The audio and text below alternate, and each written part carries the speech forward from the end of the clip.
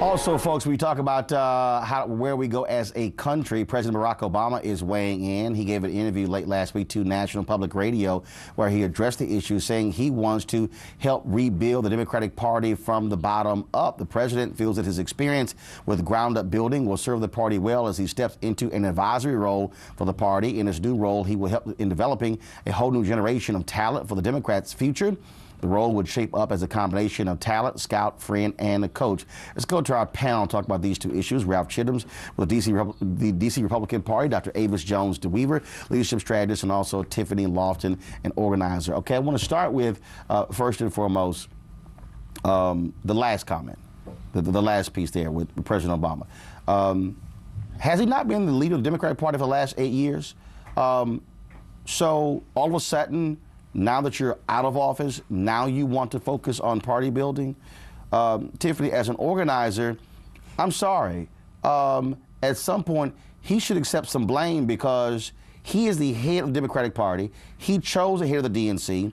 He chose to shift resources away from the Democratic Party to organizing for Obama for America, later changed to Organizing for America. Right. You're now out of power. This is on you. Right.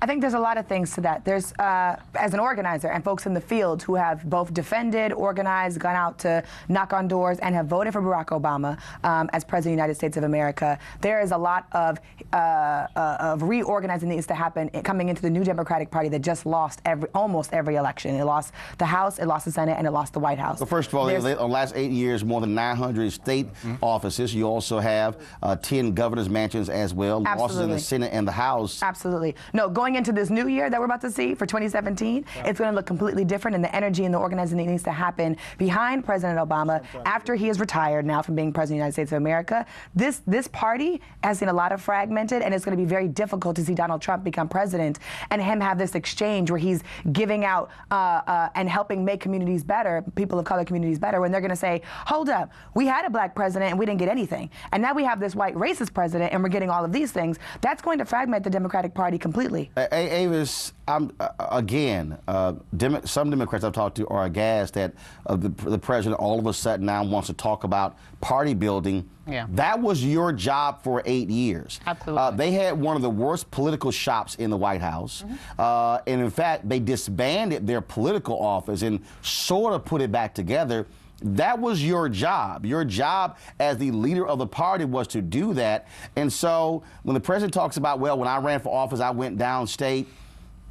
Yeah, but you should have been minding the store, and so this is sort of like too little, too late. Let's just be real. Effectively, for the past 8 years, he's been MIA when we talk about really building the party from the grassroots on up. And you're exactly right. A huge part of that comes from shifting resources from the DNC to Obama for America. A huge part of that comes in having someone like a Debbie Wasserman Schultz as head of the DNC. Who he picked. I know. Lord have mercy, help us all, right? So that led to what we're seeing now. And the problem is it will take years. This is not something that's going to be changed overnight. Right. We have been decimated at the state level. And that's why we're fighting like everything to try to hold on to what little voting rights we have left, because it's been under attack because the Democrats have been MIA at the state level. And this is not something that can just be turned around when he gets out of office, because now all of a sudden he wants to turn his attention to it. He's been negligent in this area for 8 years, and it's going to take several years to build it back up. Ralph, somebody out there, I guarantee you, somebody's tweeting me right now, somebody who's watching, they saying, oh, wait a minute, he couldn't be doing any of this because he was president of the United States. The president of the United States is actually the leader of that particular machine. Yes. So Donald Trump coming in, he is the leader of the Republican National Committee. President Barack Obama was a leader of the Democratic National Committee. Part of your job is to ensure you have a 50-state strategy. I go back to Texas. I remember in 2008, there was tons of intensity regarding that primary election between him and Hillary Clinton. And then many folks in Texas thought, wow, because of this, we're now going to see party building so we can be competitive in the state.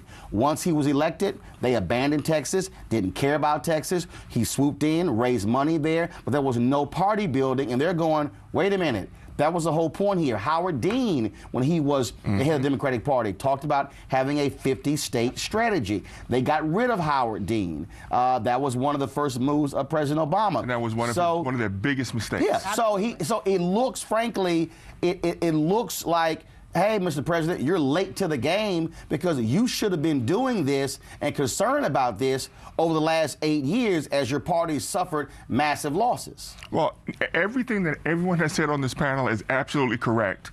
But the sad part is, I don't see any substantive changes coming because you just doubled down and put Pelosi back in her position. So how are you going to... What the definition of insanity is continuing to do the same thing, expecting a different result. Well, but here's what I think was different there. First of all, what I'm talking about here, here's the piece. Nancy Pelosi gets reelected as a Democratic minority leader because Nancy Pelosi understands power. Okay, Tim Ryan decided to jump up late in the game. She understands when it comes to fundraising, when it comes to how do you control power.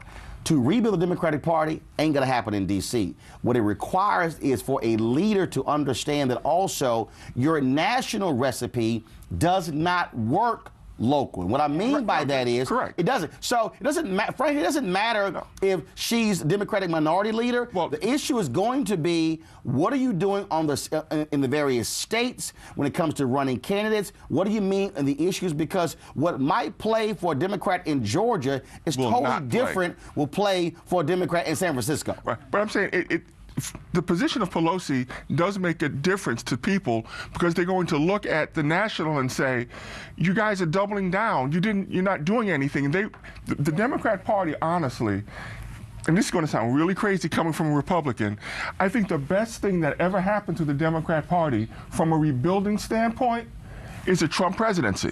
Well, first of all, because losing... it's going to force the Democrats to really soul search and figure out what their core message is, what they really stand for, and then to rebuild, rebrand, as you said before, from the ground up. But Tiffany, here's what's crazy, and you understand this and being involved in labor politics.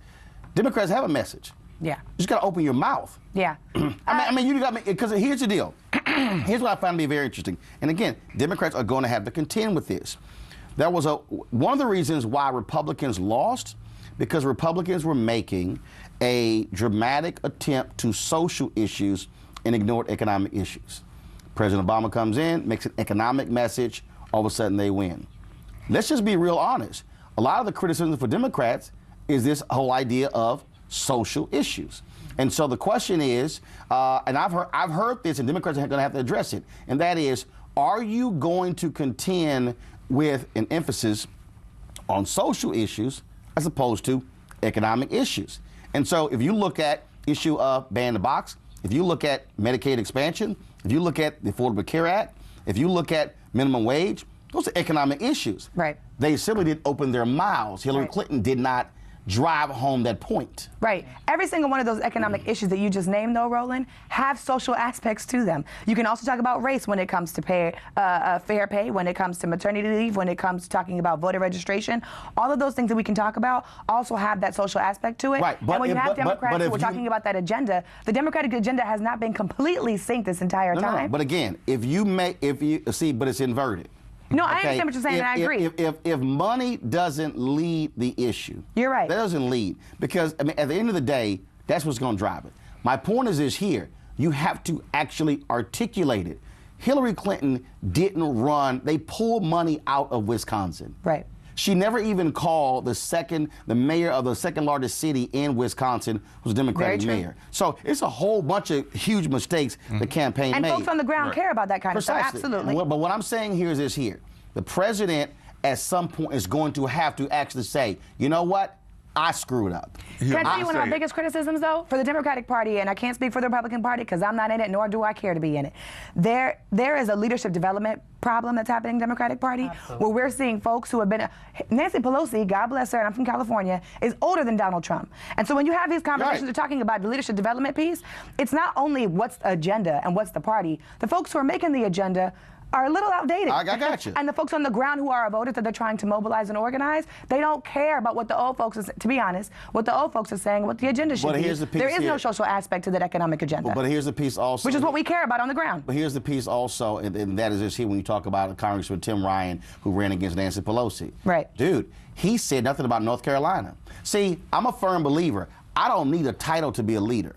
Absolutely. Mm-hmm. So the problem is, if you wait on a title to lead, it's an issue. But still, I believe, Avis, and last point here before I go to the break, this is where President Obama has to own up to his own failure. He made a strategic mistake in gutting the Democratic National Committee, shifting resources to Organizing for America, which is basically was an entity that was about him, right, not the party. The point is here, and somebody sent me this text, a very prominent Democratic organizer who said, we spent $1 billion and all we have a bunch of Obama t-shirts nobody is wearing. What do you have to show for infrastructure-wise? And if I told y'all who this is, y'all would be shocked. But what do you have to show after spending more than $1 billion and you have no infrastructure? Right, exactly. I mean, you're exactly right. I mean, that hits the nail on the head. It has been very Obama-centric for the past 8 years. And what's ironic is you mentioned that, Howard Dean set up the whole 50-state strategy. He laid the foundation for Obama to be able to step up and take advantage of it. And now it's all gone. It was abandoned. Yeah. It was abandoned. Kickstart your day at 7 and get the news you need from the perspective you want. NewsOne Now with Roland Martin. Every weekday morning at 7 on TV1.